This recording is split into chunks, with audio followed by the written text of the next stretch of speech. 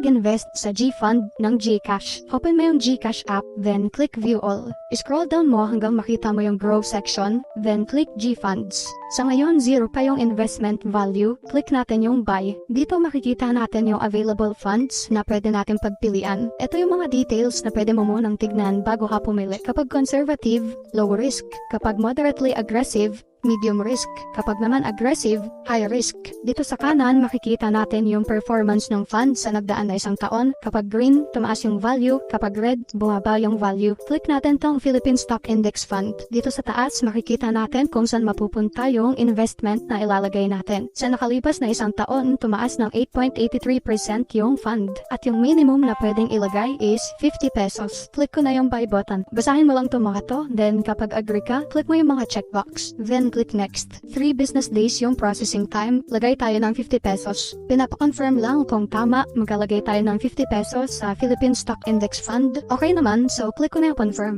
Meron na tayong pending buy order. Wait na lang natin na ma-process. Follow for more investment tips. Comment na rin kayo kung anong gusto nyong next content natin.